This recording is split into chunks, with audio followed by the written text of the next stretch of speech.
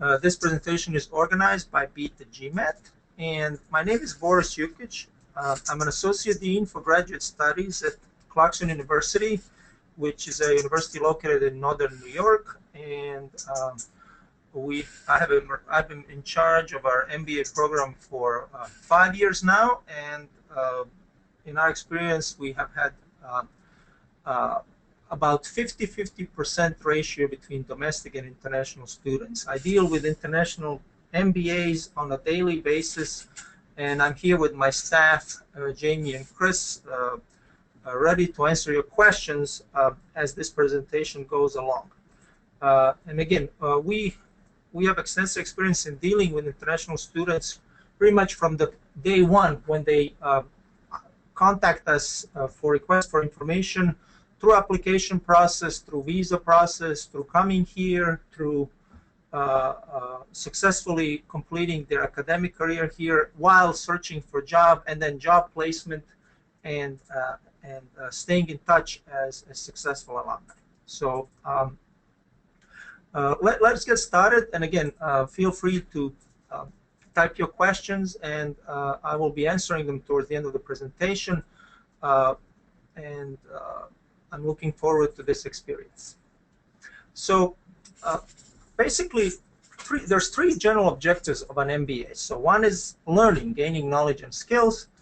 Another one is to increase your earning potential, and the third one is to build a network of contacts. So again, it's very important on the first day of class, we always tell students you really have two priorities. You have 1A and 1B. 1A is to do well in class, to really focus on your academics, to use the opportunity to interact with great faculty and great colleagues, but also to start networking from day one, because chances are that an opportunity may come through formal channels such as career fair and our corporate contacts, but many of our students end up getting jobs in bunches. A colleague or a friend who also graduated gets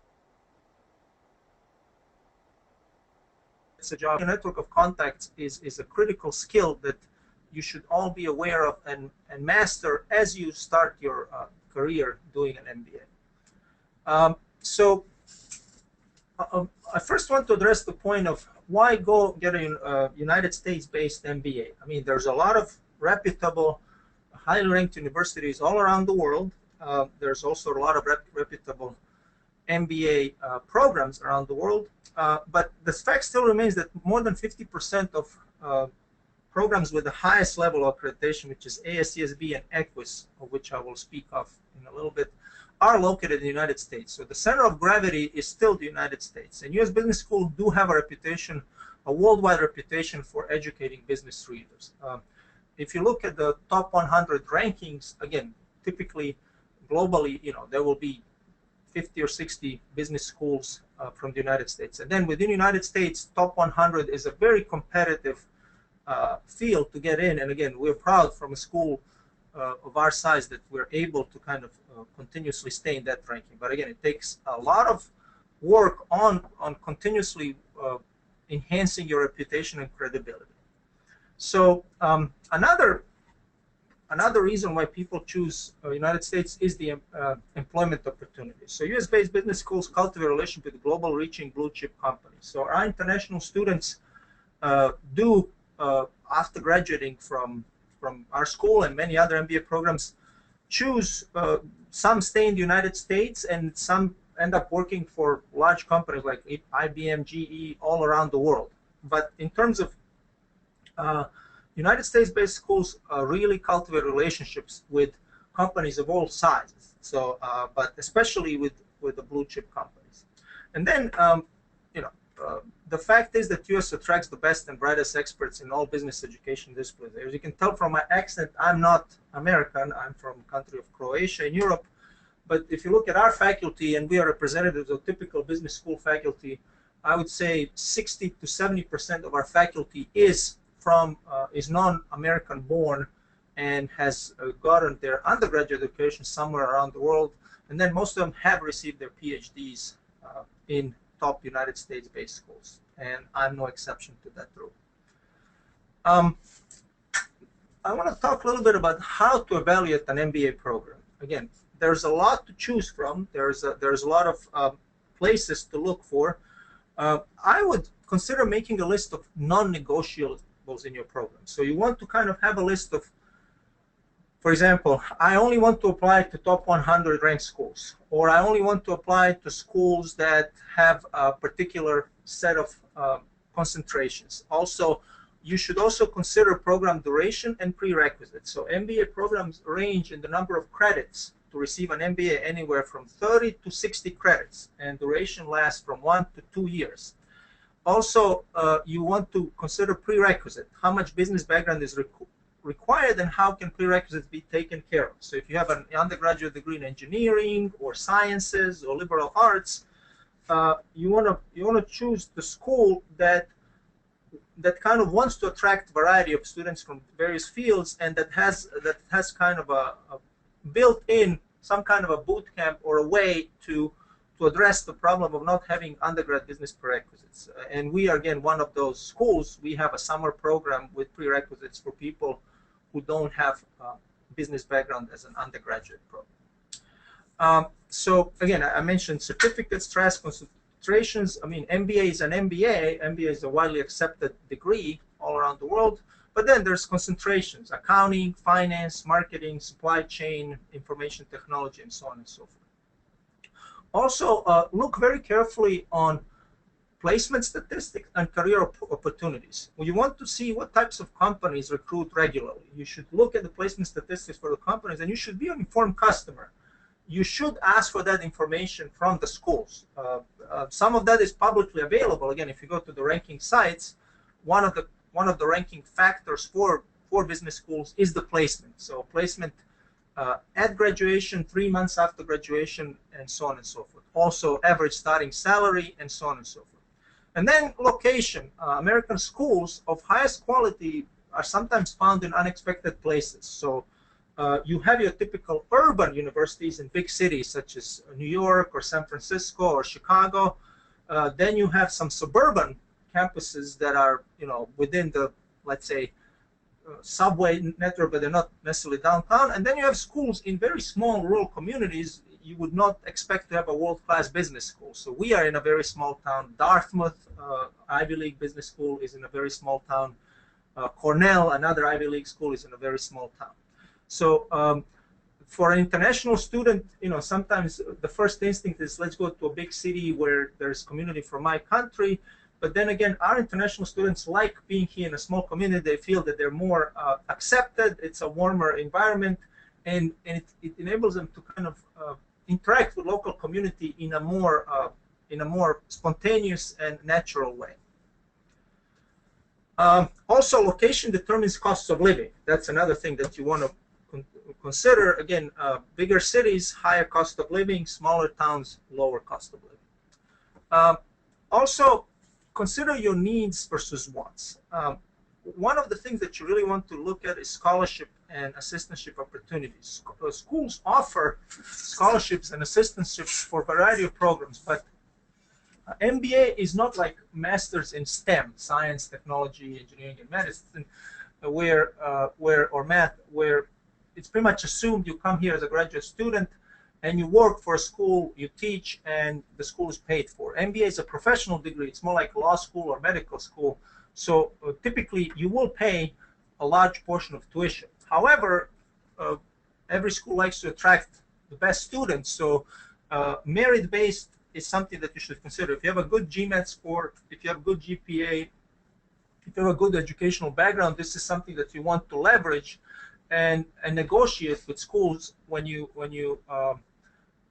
discuss opportunities for scholarships. Also, assistantships, again, some schools don't give assistantships to MBA, some do. We offer a standard assistantship package for all our MBA students. So those are, again, questions that you want to address as you evaluate different programs.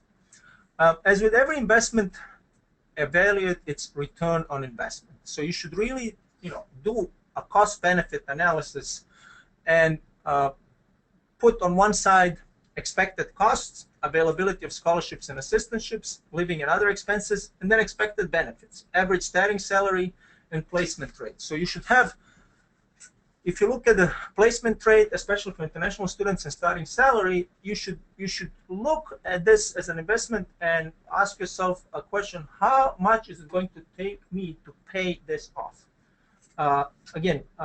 I firmly believe in the value of this, of an MBA. I wouldn't be in charge of the program, and I want when we're happiest when we create a win-win situation, when students walk away from this institution knowing that this actually gave them a leg up, that in the long run this is going to propel them into higher stratus of society, increase their standard of living, increase their professional opportunities. So again, you want to do the math and see what's the expected return on investment on your degree. You should try and determine how committed is the school you're considering to your own success, because everyone knows how to make a good recruiting pitch. In this global competitive marketplace, all top MBA programs have slick brochures, videos, nice-looking website. But what you should really do, you should locate and talk to programs alumni and current students. You should reach out to people who are getting an MBA from that school, or even better, who have gotten it, let's say recently in the last 3 to 4 years, and hear it from them. See how they fared in life and what kind of support and what kind of value they have received from their school. So again, just like every investment, you should look at an MBA degree as an investment and do your research diligently.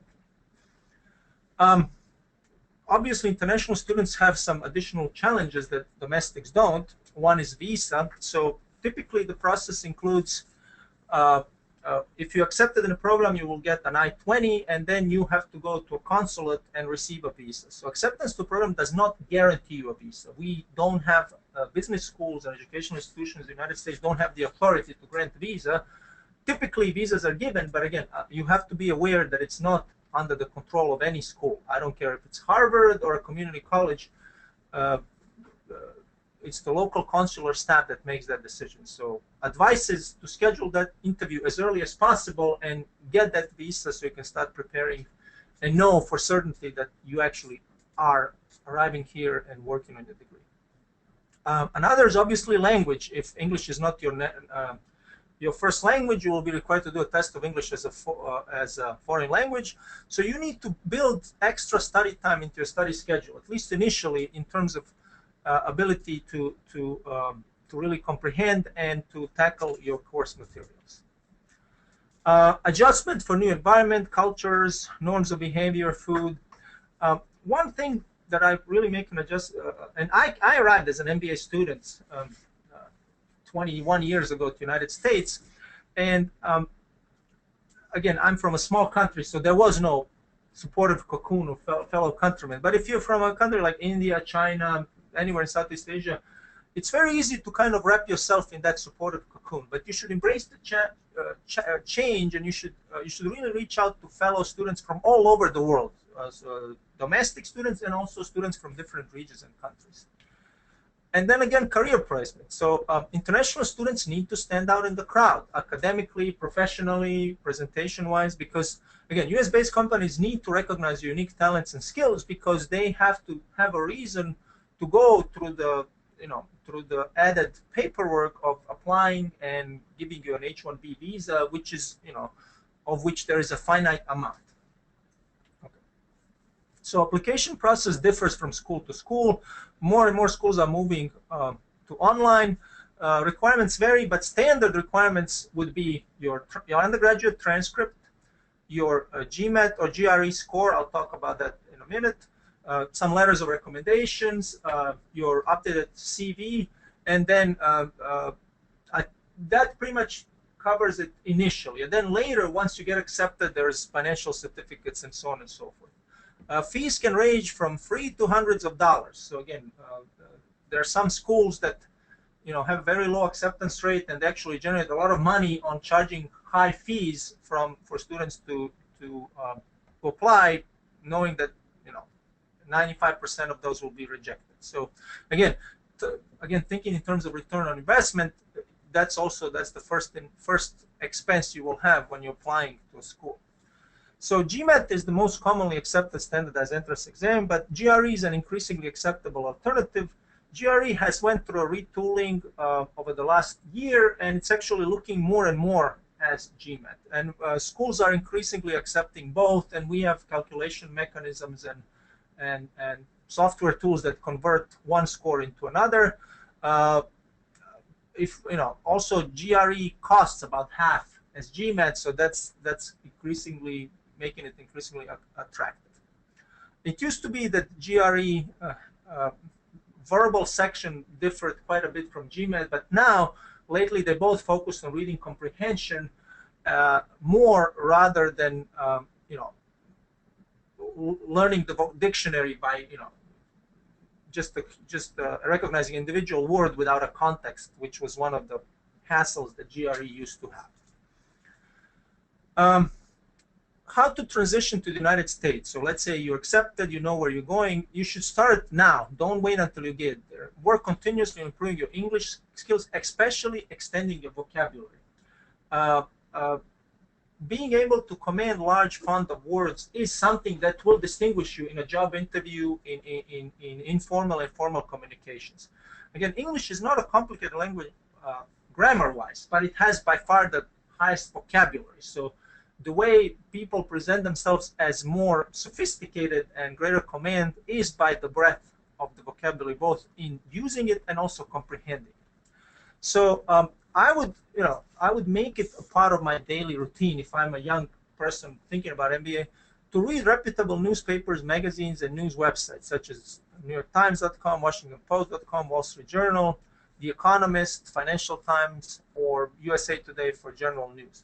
Also, there's world-class current events programming online. Being informed about current events in politics and society, in business and economics is critical. For example, I strongly recommend marketplace.org. It has a daily podcast of about 25 minutes of current business news in a very lighthearted but sophisticated way presenting it. And it's one of those American way of presenting news is a little less formal than BBC, for example. So it's another good way to pick up on vocabulary, inflection, pace of speaking, and so on. Once you're there, as I mentioned, get outside the circle of students from your own home country. You can use social networking to locate and contact fellow incoming students. So, for example, if a student is accepted, and we will gladly provide them with names of their incoming colleagues. So you can start networking with them through LinkedIn or Facebook ahead of time, and you can ask the MBA program, can I get emails of some of the students that are arriving to program?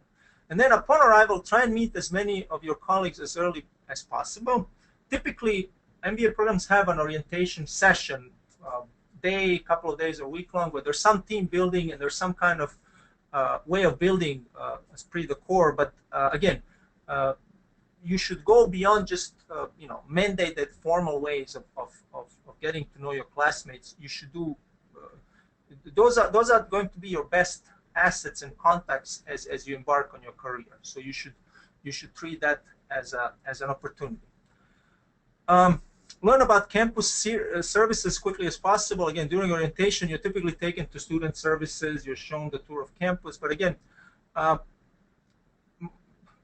having completed my undergraduate degree in an institution in Eastern Europe and having worked and done my graduate work here, American institutions are much more comprehensive and all-encompassing than in the rest of the world in terms of services they provide to their students. So American universities typically are interested in an overall success of a student. Everything from health and well-being to professional career to, let's say, most schools have an Office of Accommodative Services. If you have test anxiety, if you have some kind of documented problem that needs addressing, you could ask for additional time on exam. You could ask for additional services that are available to you. So again, you should learn about these services that may not be something that you're used to in your own home countries. And again, main thing is take initiative, relax, and be yourself. Again, you should be.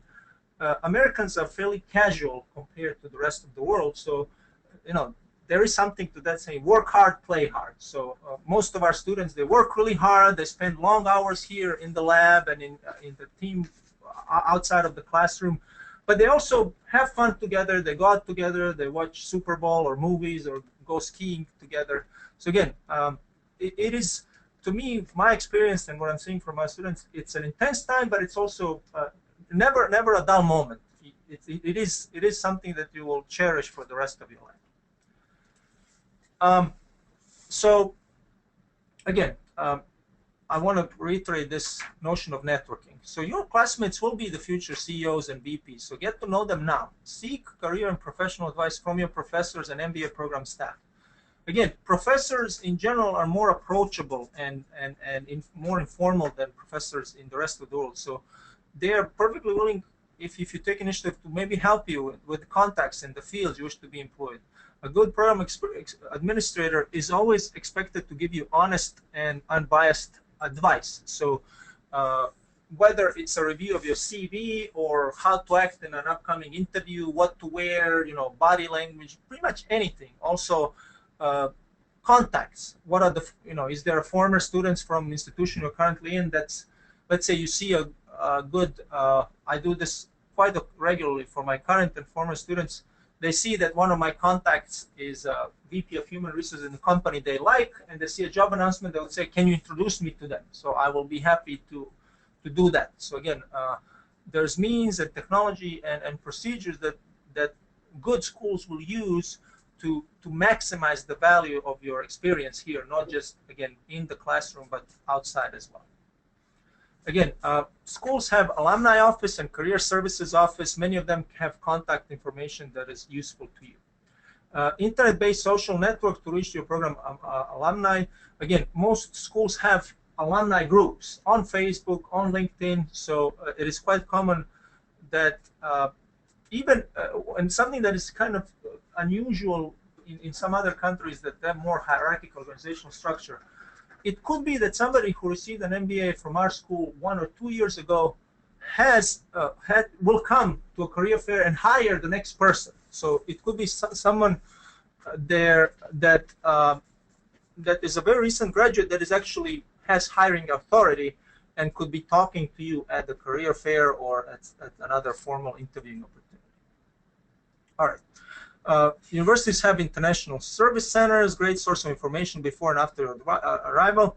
There are advisors, both international, so America's universities have typically a position of international students advisor that handles all the questions regarding your paperwork, regarding your student status, and then post status such as, and we'll talk about it in a second, your practical OPT, CPT, and again, this period of time where you're supposed to be getting practical experience and looking for a permanent job. Okay, so job market for international students in the United States. Let's talk about that to some extent. Start early. Be honest about your strengths and weaknesses. Be confident, patient, and pragmatic. A lot of attractive jobs may require U.S. citizens, such as government contractors, defense industry. So we have one of the biggest career fairs for size of a university. We have more than 130 companies come twice a year to our campus, but about 20 or 30 booths there. There are companies like General Dynamics and Raytheon and Northrop Grumman that have a policy of not hiring U.S. citizens. But the pool is still very big. So we have blue chip companies such as GE, IBM, Procter & Gamble, Johnson & Johnson. They operate and hire globally. One thing that you should always keep in mind is every experience is a good practice for the next one. So it's kind of like, I tell my students, like going fishing. So you may have to cast the net or cast the hook many times, but even the one interview that didn't go the way, or maybe the odds were against you because at the end it turns out they really wanted to go a different way, or they didn't have a visa allotment, it's still a good experience. You had another interaction with your faculty, with the potential employer. Internships, again, I don't have it here in the slides, but one thing that schools are pushing, and we are pushing very hard, is to give students, while they're in academia, a practical experience. So, and we'll talk about it in terms of this term called CPT, which is curricular practical training. Here's the thing. OPT stands for Optional Practical Training, and basically every international student on F1 visa is given an OPT status for 1 year after the completed their degree if it's in business. If you're in STEM, it's actually 2 years. So science, technology, mathematics, engineering.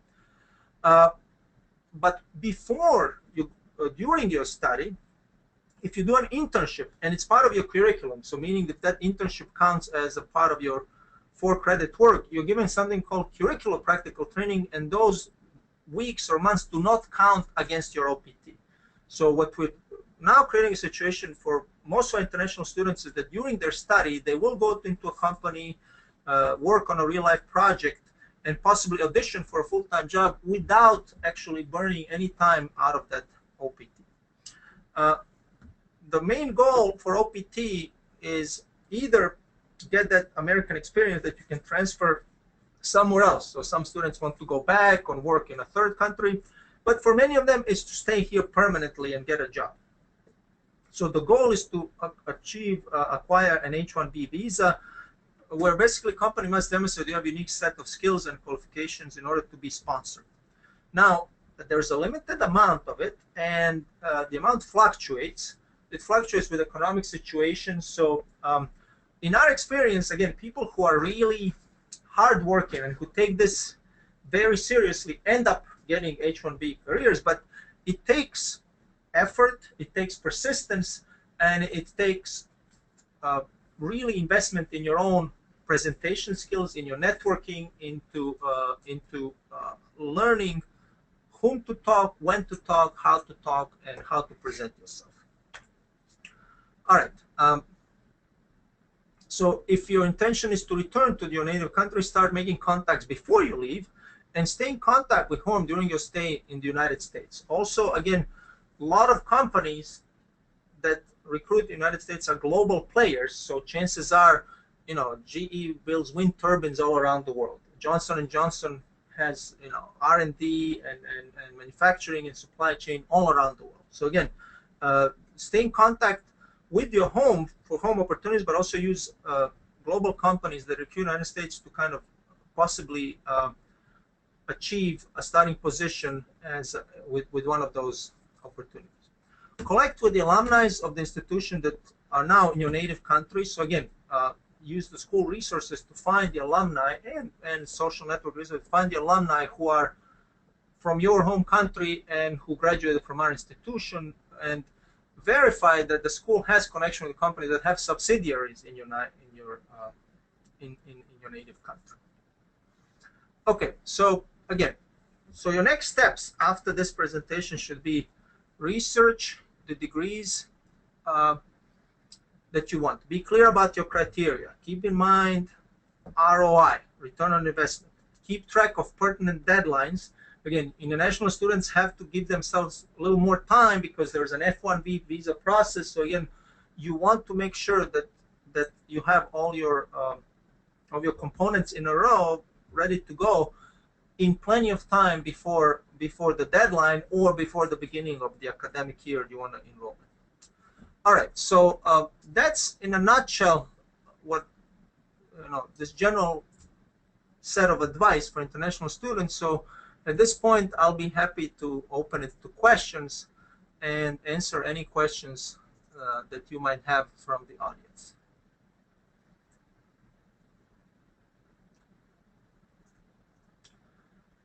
All right, so could you please elaborate further on F1 visas? So F1 visa is a standard international visa given to international students attending undergraduate or graduate programs in the United States.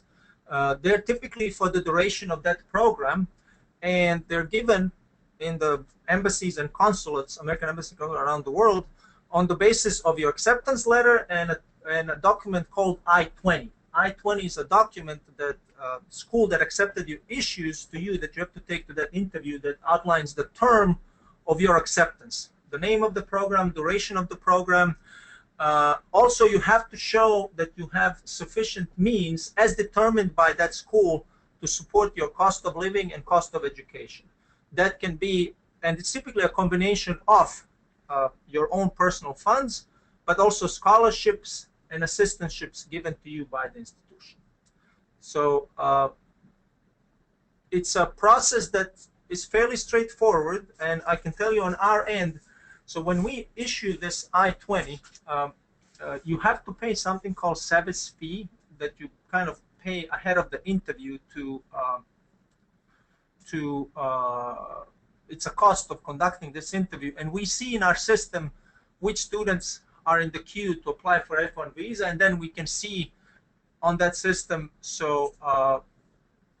when and if a student is accepted. And again, I don't want, as I said, there's no guarantee, but vast majority of students applying to our program and most reputable program are granted F1 visas. I mean, you always hear these scary stories about somebody being, accepted to a top-notch institution, already bought a ticket, and suddenly the visa was denied.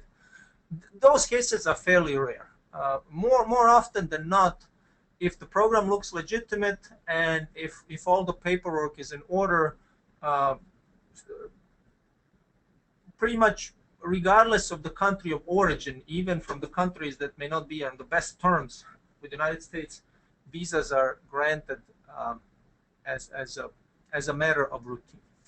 Okay, one other thing that I wanted to put at my last slide. If you want to find out more information about our program, I'm putting our email, so bisgrad@clarkson.edu, and our staff, that can be your first point of contact for us. And as I said, we are a program that prides itself on serving, not only attracting, but serving international community and serving it well in terms of giving them value that can be leveraged into a good position either in their home countries all around the world and staying in the United States. So we have an extensive network of our MBA students who are, even though we're from on the West Coast, in Midwest, on the East Coast, and so on. Right, so what happens if someone is denied a visa? Yeah. In those rare instances where visa is denied, our application is still alive and you're still accepted to our institution. So we had several cases in rare instances when a student was denied, they can reapply again, and again they can arrive next year. Or sometimes people are given a visa, but for last family reasons or health reasons they can't attend. So that can then be extended and kicked to the next year. So yes, application is valid for not just for that, typically not just for one academic year, but it can be deferred to the subsequent years as well. So the answer to that is yes, and I think we're typical in that case. I think most institutions will grant the acceptance status for more than just 1 year, and this happens also with domestic students as well. I mean, often people, things happen in their life that, causes them to change plans at the last minute. So it is something that happens, let's say, with a certain percentage, and the procedure is fairly straightforward in granting that status for the next incoming cohort. Okay, so just a few more words while I'm waiting on. Okay, so there's another question. Okay, so what's the maximum amount of need-based scholarships offered as a percentage of the tuition fees? Well, that really varies from school to school. Some schools have kind of fixed amounts that they give. Sometimes it's percentage. And again, if for the right candidate, I mean, I've never heard of anybody getting a free MBA. I mean, that just does not happen. But percentages could be, anywhere from 10, 20, 30%. But under some circumstances, 60, 70% tuition discounts have been assigned to us, and I'm sure to our students, and I'm sure to students around the world. But again, higher the percentage, less often that happens. Again, there are certain. So what is the general criteria followed by business school when deciding need-based scholarships? So as I said, many business schools don't even have that need-based. It may all be merit-based or no scholarships at all. Those who are need-based, it could be, again, if it's from, we do it on a case-by-case basis. So if the candidate is really attractive to us and we maxed out on our merit-based scholarship, and and it will increase, diversity and our overall profile, and we can really make a case. Look, uh, for them paying, a small fraction of our is like for an American getting like the most expensive degree ever. Those things are taken into account. Uh, would having more work experience work against the candidate getting a scholarship? In our case, that works for. For example, one of the criteria that also schools get ranked on is work experience. So if you want to increase the students with higher grade of work experience, actually that increases the merit-based scholarship rather than decreases. But again, I think your point is like, oh, somebody says, well, you earned your money, so you have more money, so we'll charge you more. We don't necessarily, that's not something we would figure into the equation. Another thing that was asked for me to mention, so it's clarkson.edu/MBA if you want to look at our program. And again, also, there's many of places where you can access information about our program, but also programs in general.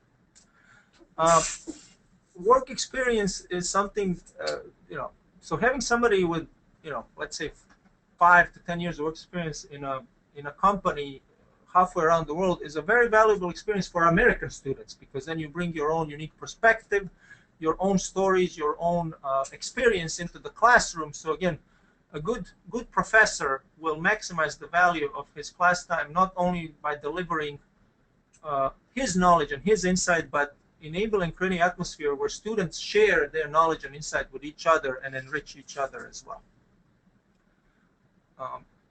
Okay, so we're still available to answer any additional questions that you may have. Just to pick up on the thread that I was talking about in terms of our program and our international student experience, one thing that we are increasingly working on is to, in addition to offering students prerequisites, so in the summer, let's say you don't have your first accounting, first finance, first operations class, those are offered in the summer free of charge, because again, we don't want to discriminate against somebody just because they had an engineering degree. But in addition, we are starting to focus more on business, on communication skills. So we just instituted something called Management Communication Practicum, where we intensively work on not just grammar and proper English, but body language, role playing, how to speak in a presentation, how to speak in some situations, and then also giving them a consulting project in the community where they have to go to like a local store, local fishing tournament, and interview people and work with them, representing our university, kind of doing a consulting project where they actually have to act as employees and interact in a professional fashion with local business owners, local customers, local government officials, and so on. And those are, again, some of those unique opportunities you can do when your school is in a relatively small town. You are one of the central institutions, so you get, we have, director of the hospital, mayor, chief of police, chamber of commerce on our speed dial. So there's a lot of neat, interesting opportunities you can give to international students to really kind of branch out into the community, even before their classes officially start. Also, I want to pick up this thread on finances. I'm fully aware that, my experience tells me that there's a lot of very bright, talented young people all around the world for whom the main obstacle, often the only obstacle, but insurmountable obstacle, is finances. And we have had many conversations where that was really, it boiled down to that. And in addition, it's a double obstacle, because if you're young, talented, and have a plan, and you're from the United States, you can get a student loan. So there is a state-supported system for people to fund. These student loans don't exist around the world. We are trying to work on innovative ways to take that out of the equation. So some of the pilot programs we have been discussing is to kind of, if we really recognize somebody who has a talent and we are kind of certain that that person is going to be a success, so instead of charging tuition in advance, maybe find some way to kind of make it something that counts against the future earnings. This is something I personally feel very strongly about, because I know how hard it was for me to scrounge up initial funds to come here. But we like to think of a student as an investment as well. So again, this is something that schools around the United States are continuously grappling with, because it's not, I mean, yes, we all have, their expenses to pay. Universities in the United States, whether they're state or private, are non-for-profit, but they have to pay their way. So there are expenses, and expenses are fairly high. But, there's typically a good school will find a creative way to talk. So I always say, where there's a will, there's a way. It is extra challenging for international students, but again, often there's always some unexplored opportunity. Yes, so they said that there are many employees who prefer local domestic employees to the international ones, for example, marketing and financial management. Yeah, it kind of varies from field to field. Clarkson is a school that kind of tries to specialize in, I would say, less glamorous fields. So we specialize in supply chain. A lot of our undergrads have some kind of engineering degree. I would say, yes, I would say in finance and marketing, it's all a matter of demand and supply. So most Americans, when they want to get an MBA, they want to be Wall Street hotshot. So there's plenty of American supply for that. So you really have to, but to work as a let's say requisition manager or manager of distribution supply chain, those jobs exist. They pay well, and there is there's not enough supply of qualified Americans. So we have we have students from working in companies like Goodyear, General Electric.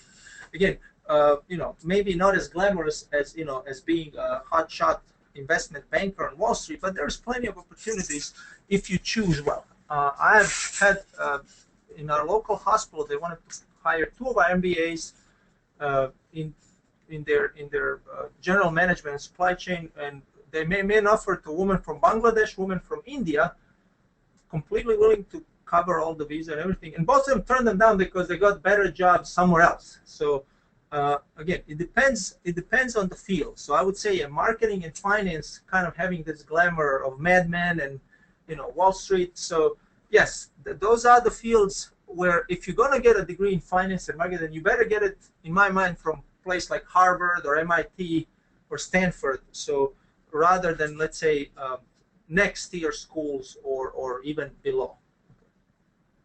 So that is a very insightful question. So that's a very good point. One thing that I also told the students, regardless of what concentration you take, you should always market yourself as first and foremost an MBA. MBA by its nature is a general degree. It's a Master of Business Administration. So you should keep your options open, and you should always tailor your resume and how you prepare for interview to that job position. One of the things that we always tell students, you don't just make one resume and then send it to 100 places. You make 100 resumes, 100 versions of your resumes and send it to 100 places, because you always want to consider what are those unique, every company is slightly different. And an MBA, first and foremost, is somebody who's a good manager, who's adaptable, who's flexible, who has wide range of skills, but can then, leverage those skills and dig deeper as needed, depending on the job position. So again, I would, our best students, the ones that we place the easiest, obviously, are the good students, but those who have the most open minds. So who say, okay, East Coast, West Coast, I'm open to that. This industry, that industry, I'm open to that. Big cities, middle-sized town, are open to that. So more open you are to the options, more chances you are to actually land a good job. And I always say it's the first job is the hardest to land. Once you have that track record, once you have the foot in the door, then pretty much again after that things are a little easier. Is there a difference in the rate accepted at any chosen business school if your age is above 30? Is there a maximum limit? Well, in our current group, we have an incoming MBA student in her 50s. We have had international students in there. One of our best students is actually 32. So again, depends. I don't know I'm not sure whether some schools, I don't think, first of all, I don't think they're allowed to discriminate on age. I mean, it's against the law to discriminate on the basis of age for any kind of professional academic position. So if they do, they can be overt about it. So there is no age limit at which you can. Often MBA is one of those change of career degrees. So we always have at least a couple of students who are what we'll call non-traditional, who are older and who have worked in some field, and they decided to really to use an MBA to move their career in a different direction. And so again, I would say overtly that's against the law. For us, again, having more students from a non-traditional group is actually better. It improves our diversity. We want somebody with maturity who has experienced different economies in different stages, worked in a different climate, different environment, to bring that to the classroom and share with the students. So that is not necessarily a bad thing. Now, when it comes to a job interview, it depends. I would say there might be some companies who are looking for the entry-level employees, and they may look young people only. But again, nobody is legally allowed for placement. Okay, so I'll speak from the question was if American companies care about experience if it's in a small size company in a developing country. I think the most important experience that you can bring to the job interview is the experience that if you had an internship while here. So if you had and this is what we really try to give to our students. We try to bring them relevant work experience while still in class that they can bring to that job interview. So I interned at a manufacturing, I interned at a service company.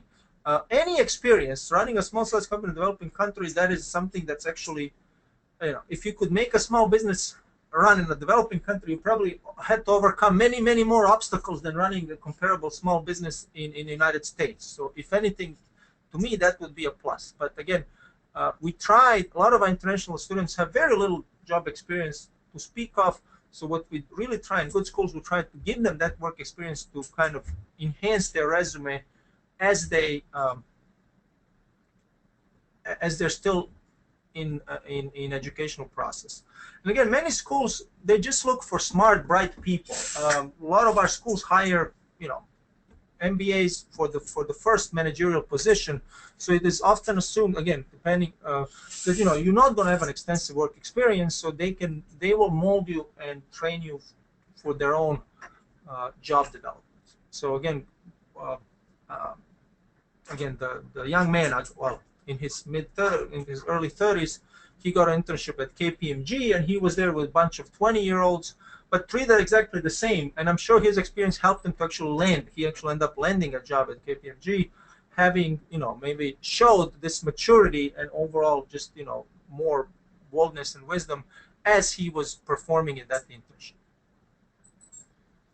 Okay, so so I would say again, what matters most are your innate capabilities and willingness to work hard, and everything else is somewhat secondary. Having certain degree of optimism and certain degree of can-do spirit, and that's something that that we as immigrants to this country bring. The generation of generation is what companies recognize, and many companies said, my international, they work just a little harder. They're a little more on the ball. They're more pragmatic. They, have that do whatever it takes attitude. That is, many companies prefer that and like that. So, okay, should an international student get overwhelmed by the high fees involved with the MBA program?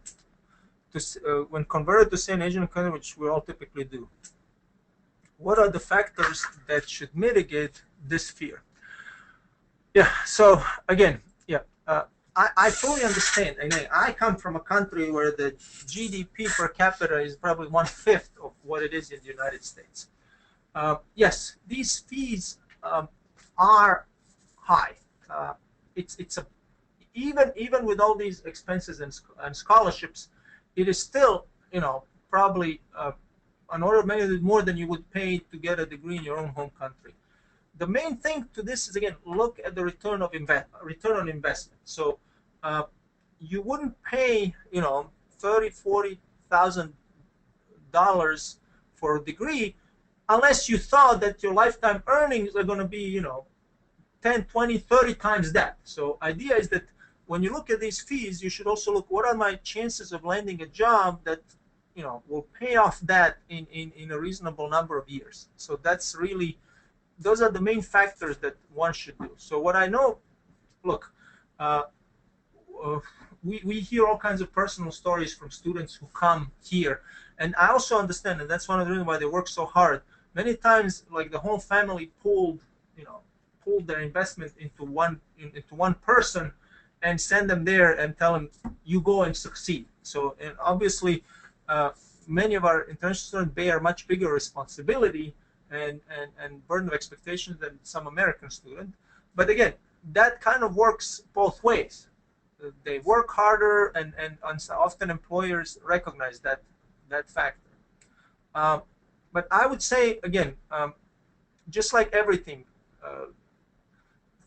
I would have this somewhat, you know, business approach to this whole thing. Return on investment. I know it's hard, it's easy to speak from here. You know, I understand banks and amount of capital that average family carries are a big problem. And again, we are trying, at least on a pilot basis, to kind of overcome that and to identify several very, very high achieving students for whom we would like to change the equation and say, okay, this one looks like a pure winner. Let's postpone the payment of school until they graduate, and have some kind of a plan that they will pay us out of their future earnings. Now, again, this is something that you have to dig, and it's going to be on a case-by-case basis. You can always bring it up. Look, some schools just don't want that headache, and they'll say, we have plenty of rich applicants, we don't have to go through this. But, you know, mission of our university has been from day one to kind of provide upward mobility for Americans and increasingly more international students. So typically our students do come from what we call blue-collar working families. So even our American students are not from wealthy families. Again, they have the system of loans. But again, we tried, I mean, I'm personally trying very hard to kind of, for the right candidates, for people who are of the right background and have the right potential, to take this fear of cost out of the equation.